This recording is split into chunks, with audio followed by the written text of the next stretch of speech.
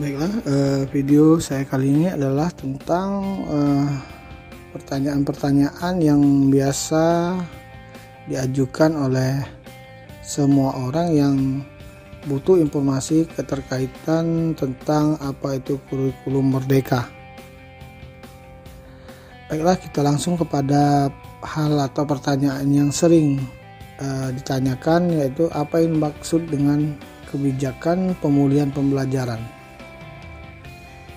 Untuk mengatasi ketertinggalan pembelajaran atau learning loss, diperlukan kebijakan pemulihan pembelajaran dalam jangka waktu tertentu terkait dengan implementasi kurikulum oleh satuan pendidikan. Satuan pendidikan diberikan opsi dalam melaksanakan kurikulum yang sesuai dengan kebutuhan pembelajaran bagi peserta didik. 3 opsi kurikulum tersebut yaitu kurikulum 2013, kurikulum darurat yaitu kurikulum 2013 yang disederhanakan oleh Kemendikbudristek, dan kurikulum merdeka. Apakah yang dimaksud dengan kurikulum merdeka? Kurikulum merdeka adalah kurikulum dengan pembelajaran intrakurikuler yang beragam, di mana konten akan lebih optimal agar peserta didik memiliki cukup waktu untuk mendalami konsep dan menguatkan kompetensi. Guru memiliki keleluasaan untuk memilih berbagai perangkat ajar sehingga pembelajaran dapat disesuaikan dengan kebutuhan belajar dan minat peserta didik. Proyek untuk menguatkan pencapaian profil pelajar Pancasila dikembangkan berdasarkan tema tertentu yang ditetapkan oleh pemerintah. Proyek tersebut tidak diarahkan untuk mencapai target capaian pembelajaran tertentu sehingga tidak terikat pada konten mata pelajaran. Apa kriteria sekolah yang boleh menerapkan kurikulum merdeka? Kriterianya ada 1, yaitu berminat menerapkan kurikulum merdeka untuk memperbaiki pembelajaran. Kepala sekolah atau madrasah yang ingin menerapkan kurikulum merdeka akan diminta untuk mempelajari materi yang disiapkan oleh Kemendikbudristek tentang konsep kurikulum merdeka. Selanjutnya, jika setelah mempelajari materi tersebut, sekolah memutuskan untuk mencoba menerapkannya, mereka akan diminta untuk mengisi formulir pendaftaran dan sebuah survei singkat. Jadi prosesnya adalah pendaftaran dan pendataan, bukan seleksi ya. Salah satu semangat dalam kurikulum merdeka ialah penyelenggaraan pembelajaran yang inklusif. Apa yang dimaksud dengan pembelajaran yang inklusif? Inklusif tidak hanya tentang menerima peserta didik dengan kebutuhan khusus, tetapi inklusif artinya satuan pendidikan mampu menyelenggarakan iklim pembelajaran yang menerima dan menghargai perbedaan, baik perbedaan sosial, budaya, agama, dan suku bangsa. Pembelajaran yang menerima bagaimanapun fisik, agama, dan identitas para peserta didiknya. Apa yang perlu orang tua siapkan ketika satuan pendidikan anak menerapkan kurikulum merdeka? Dukungan dari orang tua merupakan salah satu kunci keberhasilan penerapan kurikulum merdeka. Dengan demikian, secara konkret orang tua bisa menjadi teman dan pendamping belajar bagi anak. Memahami kompetensi yang perlu dicapai anak pada fasenya, orang tua dapat pula mempelajari buku-buku teks yang digunakan dalam kurikulum merdeka melalui buku kemdikbud.go.id. Kemendikbudristek terus berupaya untuk menghadirkan dan menyediakan buku-buku yang lebih asik, tidak terlalu padat, dan lebih banyak ilustrasi menarik dengan tema yang lebih menyentuh dan relevan. Bagaimana kurikulum mereka bisa terus diterapkan secara berkelanjutan? Pertama, regulasi yang fundamental, misalnya Peraturan Pemerintah Nomor 57 Tahun 2021 tentang Standar Nasional Pendidikan. Regulasi dapat menjadi acuan bagi pengembangan kompetensi guru dan kepala sekolah, juga banyak hal lainnya. Kedua, dari sisi asesmen, kurikulum harus didampingi sistem penilaian atau asesmen yang baik sebagaimana asesmen nasional. Ketiga, dukungan publik. Dukungan publik menjadi hal krusial lainnya dalam keberlanjutan penerapan kurikulum. Dukungan publik yang kuat akan sulit menggoyahkan pergantian kebijakan. Bagaimana bentuk struktur kurikulum dengan penerapan kurikulum merdeka? Kurikulum terdiri dari kegiatan intrakurikuler, proyek penguatan profil pelajar Pancasila, dan ekstrakurikuler. Alokasi jam pelajaran pada struktur kurikulum dituliskan secara total dalam 1 tahun dan dilengkapi dengan saran alokasi jam pelajaran jika disampaikan secara reguler atau mingguan. Selain itu, terdapat penyesuaian dalam pengaturan mata pelajaran yang secara terperinci dijelaskan dalam daftar tanya jawab per jenjang. Apakah ada perubahan jam pelajaran dengan diterapkannya kurikulum merdeka? Apakah perubahan struktur kurikulum ini berdampak pada jam mengajar guru? Tidak ada perubahan total jam pelajaran, hanya saja jam pelajaran untuk setiap mata pelajaran dialokasikan untuk 2 kegiatan pembelajaran. 1. Pembelajaran intrakurikuler dan 2. Proyek penguatan profil pelajar Pancasila.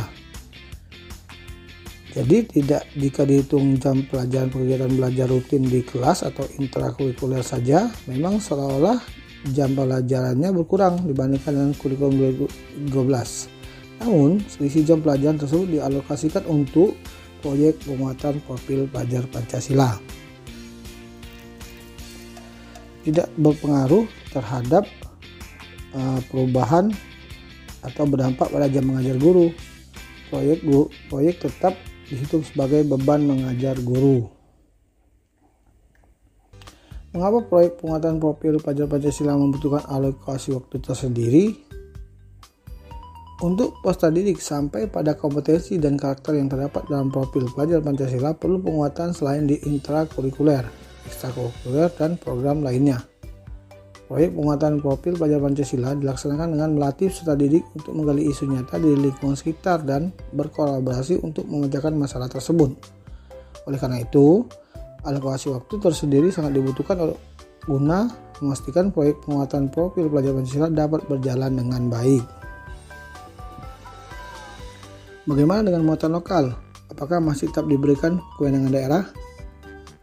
Satuan pendidikan dan atau pemerintah daerah dapat menambahkan muatan tambahan sesuai dengan kebutuhan dan karakteristik. Satuan pendidikan dan atau daerah dapat mengelola kurikulum muatan lokal secara fleksibel. Di mana posisi mata pelajaran muatan lokal dalam struktur kurikulum? Pembelajaran muatan lokal dapat dilakukan oleh 3 metode, yaitu 1. Mengintegrasikan muatan lokal ke dalam mata pelajaran lain. 2. Mengintegrasikan muatan lokal ke dalam tema proyek penguatan profil pelajar Pancasila. 3. Mengembangkan mata pelajaran khusus muatan lokal yang berdiri sendiri sebagai bagian dari program intrakurikuler. Mengapa tidak ada peminatan di kelas 10? Tidak ada peminatan di kelas 10 karena peserta didik perlu menguatkan kembali kompetensi dasar atau fondasi sebelum mereka mengambil keputusan tentang arah minat dan bakat akademik yang ingin mereka kembangkan. B. Keputusan untuk menentukan pilihan akademik sebaiknya dilakukan saat peserta didik sudah lebih matang secara psikologis, ketika mereka sudah di SMA, bukan di SMP. C. Peserta didik dapat gunakan 1 tahun masa belajar di SMA untuk mengenal pilihan-pilihan yang disediakan satuan pendidikan tersebut sebelum mengambil keputusan terkait pelajaran yang ingin mereka dalami. D. Memberikan kesempatan lebih banyak kepada peserta didik untuk berdiskusi dengan orang tua atau wali dan guru bimbingan konseling tentang minat dan bakatnya serta rencana masa depan. Apakah tetap ada penjurusan di jenjang SMA? Tidak ada penjurusan di jenjang SMA. Peserta didik akan memilih mata pelajaran kelompok pilihan kelas 11 dan 12 sesuai minat dan bakatnya dengan panduan guru bimbingan konseling. Apakah akan ada jam pelajaran khusus untuk bimbingan konseling? Mengingat konsultasi dengan bimbingan konseling memiliki peranan yang penting dalam mengarahkan minat peserta didik. Tidak ada jam pelajaran khusus bimbingan konseling di kelas, namun guru bimbingan konseling memegang peranan penting dalam memimpin proses penelusuran minat dan bakat peserta didik bersama dengan wali kelas dan atau guru lain, serta berdiskusi dengan setiap individu peserta didik dan orang tua atau wali. Waktu pelaksanaan kegiatan ini ditetapkan berdasarkan kesepakatan. Bagaimana dengan seleksi masuk perguruan tinggi bila tidak ada penjurusan? Akan ada penyesuaian terkait seleksi masuk perguruan tinggi. Seleksi masuk didasarkan pada mata pelajaran yang diambil oleh peserta didik, bukan berdasarkan jurusannya. Apakah peserta didik boleh mengganti pilihan mata pelajaran di kelas 12? Peserta didik boleh mengganti pilihan mata pelajaran, namun hal ini kurang disarankan karena mata pelajaran di kelas 12 pada prinsipnya adalah kelanjutan materi dari kelas 11. Peserta didik yang beralih mata pelajaran di kelas 12 perlu mengejar ketertinggalan materi sebelumnya. Mengapa ada mata pelajaran pilihan terkait vokasi? Saat ini Indonesia memiliki 4.700 perguruan tinggi dengan rata-rata lulusan SMA dan SMK tersebut yang melanjutkan ke perguruan tinggi baru sekitar 38%. Oleh karena itu, satuan pendidikan perlu mempersiapkan peserta didik yang memiliki keterampilan dan kemampuan untuk bekerja apabila mereka tidak dapat melanjutkan ke jenjang yang lebih tinggi. Apakah ada batas maksimum pengambilan mata pelajaran pilihan untuk SMA? Total jam pelajaran JP per minggunya dialokasikan 42 sampai 47 JP, termasuk mata pelajaran pilihan. Alokasi mata pelajaran pilihan terdiri dari 20 sampai 25 JP. Mata pelajaran dari kelompok MIPA, IPS, dan Bahasa dan Budaya memiliki alokasi masing-masing 5 JP. Mata pelajaran prakarya dan kewirausahaan 2 JP dan maksimal 5 JP untuk mata pelajaran vokasi. Peserta didik memilih 4-5 mata pelajaran dari minimal 2 kelompok mata pelajaran pilihan. Maksimal mata pelajaran pilihan yang diambil dari satu kelompok mata pelajaran pilihan adalah 3 mata pelajaran. Kapan sebaiknya mengarahkan pemilihan mata pelajaran untuk pemilihan fakultas masuk perguruan tinggi? Pemilihan mata pelajaran sebaiknya sudah dimulai diarahkan sejak kelas 10 sesuai dengan minat dan bakat peserta didik. Namun yang perlu diperhatikan adalah perlunya diskusi dan bimbingan dengan guru, bimbing konseling, dan orang tua. Apa yang dimaksud dengan unit inquiry pada kelas 10? Unit inquiry adalah kegiatan pembelajaran yang memfasilitasi peserta didik untuk mengidentifikasi dan memecahkan masalah yang ada di lingkungan sekitar dari sudut mata pandang berbagai mata pelajaran pada kelompok mata pelajaran IPA dan IPS dengan menggunakan metode inquiry. Apa yang dimaksud dengan capaian pembelajaran atau CP? Capaian pembelajaran atau CP merupakan pengetahuan, keterampilan, dan sikap yang dirangkaikan sebagai satu kesatuan proses yang berkelanjutan sehingga membangun kompetensi yang utuh dari suatu mata pelajaran. Capaian pembelajaran di PAUD didesain untuk membangun kesenangan belajar dan kesiapan bersekolah anak. Apakah capaian pembelajaran CP menggantikan standar kompetensi lulusan atau SKL? SKL tetap menjadi acuan untuk mengukur kompetensi lulusan. Capaian pembelajaran CP bukan mengganti SKL atau STPPA. Dalam kerangka kurikulum, CP kedudukannya di bawah Standar Nasional Pendidikan atau SNP setara dengan KIKD dalam kurikulum 2013. Mengapa capaian pembelajaran CP disusun per fase? Penyusunan capaian pembelajaran per fase merupakan upaya penyederhanaan sehingga peserta didik dapat memiliki waktu yang memadai dalam menguasai kompetensi. Penyusunan CP per fase ini juga memberikan kesempatan kepada peserta didik untuk belajar sesuai dengan tingkat pencapaian atau teaching at the right level, kebutuhan, kecepatan, dan gaya belajar mereka. Hal ini karena CP disusun dengan memperhatikan fase-fase perkembangan anak. Selain itu, penyusunan CP per fase berguna bagi guru dan satuan pendidikan. Guru dan satuan pendidikan dapat memperoleh keleluasaan dalam menyesuaikan pembelajaran sehingga selaras dengan kondisi dan karakteristik peserta didik. Referensi apa yang bisa digunakan untuk mendukung implementasi capaian pembelajaran atau CP? Kepala Satuan Pendidikan dan Pendidik dapat menggunakan buku teks, buku panduan, dan buku modul ajar yang telah diterbitkan oleh Kemendikbudristek. Pada satuan PAUD, buku panduan guru terdiri dari buku pedoman pengembangan pembelajaran, elaborasi masing-masing elemen CP, pengembangan pembelajaran berbasis buku cerita atau untuk penguatan literasi dini, dan proyek pengembangan profil pelajar Pancasila.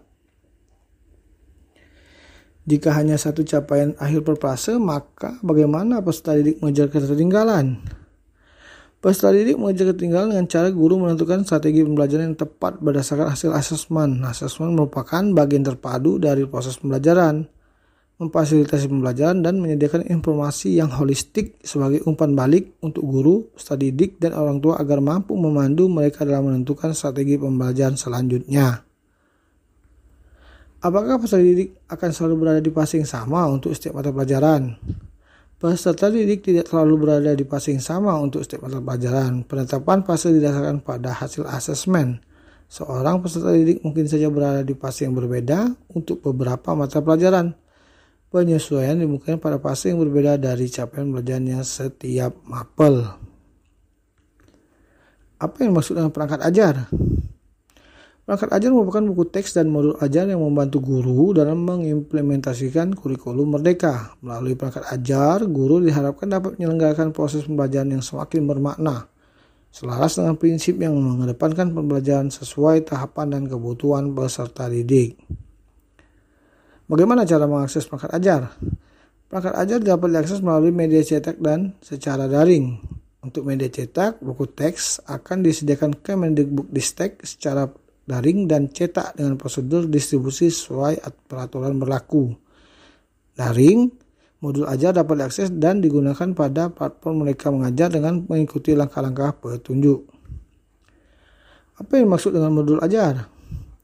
Modul ajar merupakan dokumen yang berisi tujuan, langkah, dan media pembelajaran, serta asesmen yang dibutuhkan dalam satu unit atau topik berdasarkan alur tujuan pembelajaran. Pemerintah menyediakan contoh-contoh modul ajar yang dapat dijadikan inspirasi untuk satuan pendidikan. Satuan pendidikan dan pendidik dapat mengembangkan modul ajar sesuai dengan kebutuhan belajar peserta didik, memodifikasi, dan atau menggunakan modul yang disediakan pemerintah sesuai dengan karakteristik daerah, satuan pendidik, dan peserta didik. Oleh karena itu, pendidik yang menggunakan modul ajar yang disediakan pemerintah tidak perlu lagi menyusun perencanaan pembelajaran atau RPP atau modul ajar secara keseluruhan. Bagaimana menggunakan modul ajar dalam kelas? Untuk perencanaan pembelajaran, guru memiliki keleluasaan membuat sendiri, memilih, dan memodifikasi modul ajar yang tersedia sesuai dengan konteks, karakteristik, serta kebutuhan peserta didik. Apakah silabus dan RPP tetap dibuat? Silabus dan RPP tetap dibuat. Silabus dan RPP dikembangkan sesuai dengan standar proses atau Surat Edaran Nomor 14 Tahun 2019 tentang penyederhanaan rencana pelaksanaan pembelajaran. Apa kaitan RPP dengan modul ajar? Modul ajar pada dasarnya adalah perencanaan pembelajaran secara lengkap disusun berdasarkan topik dalam lingkup kelas. Sementara TP merupakan perencanaan pembelajaran untuk jangka waktu lebih panjang dalam lingkup satuan pendidikan. Silabus dapat dikembangkan dengan menggunakan atau mengadaptasi ATP yang disediakan oleh pemerintah melalui maupun alur tujuan pembelajaran yang dikembangkan secara mandiri. Modul ajar dapat dianggap sebagai RPP, sehingga guru yang menggunakan modul ajar yang disediakan oleh pemerintah ataupun pengembangan secara mandiri tidak perlu lagi membuat RPP secara terpisah. Guru dapat mengembangkan modul ajar melalui adaptasi modul ajar dari pemerintah agar sesuai dengan kebutuhan peserta didik dan konteks satuan pendidikan. Apa kriteria ketuntasan minimal atau KKM masih akan berlaku pada kurikulum Merdeka ini? Ketuntasan hasil belajar tidak lagi diukur dengan kriteria ketuntasan minimal atau KKM yang berupa nilai kuantitatif. Asesmen formatif pada pembelajaran dilakukan untuk mengidentifikasi ketercapaian tujuan pembelajaran. Jika tidak ada KKM, bagaimana guru akan menentukan apakah capaian belajar peserta didik sudah memadai atau belum? Capaian belajar sudah memadai atau belum diketahui dengan mengidentifikasi ketercapaian tujuan pembelajaran. Guru diberikan keleluasaan untuk menentukan kriteria ketercapaian tujuan pembelajaran sesuai dengan karakteristik kompetensi pada tujuan pembelajaran dan aktivitas pembelajarannya. Bagaimana acuan lingkup materi menjadi rujukan untuk evaluasi hasil belajar akhir dari satuan pendidikan dalam bentuk ujian sekolah? Acuan lingkup materi yang menjadi rujukan untuk evaluasi akhir adalah kompetensi esensial pada tujuan pembelajaran dalam kurun waktu tertentu. Bagaimana bentuk rapor intrakurikuler? Rapor intrakurikuler disusun dalam bentuk kualitatif dan kuantitatif dengan nilai akhir mempertimbangkan hasil asesmen sumatif dan formatif. Laporan hasil belajar intrakurikuler akan diberikan kepada peserta didik pada setiap akhir semester.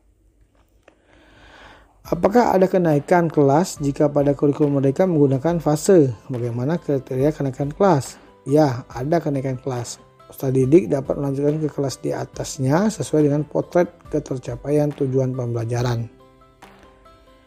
Apakah satuan pendidikan yang telah menerapkan SKS dapat menggunakan kurikulum Merdeka? Satuan pendidikan dapat menerapkan kurikulum Merdeka dan tetap menggunakan SKS dengan tetap merujuk pada capaian pembelajaran yang ada. Demikian, terima kasih yang dapat disampaikan untuk informasi terkait kurikulum Merdeka yang menjadi hal baru dan akan digunakan pada pembelajaran di sekolah untuk tahun-tahun berikutnya. Demikianlah, terima kasih atas perhatiannya. Mohon maaf atas segala kekurangan. Saya akhiri, wabillahi taufiq wal hidayah. Wassalamualaikum warahmatullahi wabarakatuh. Sampai jumpa lagi.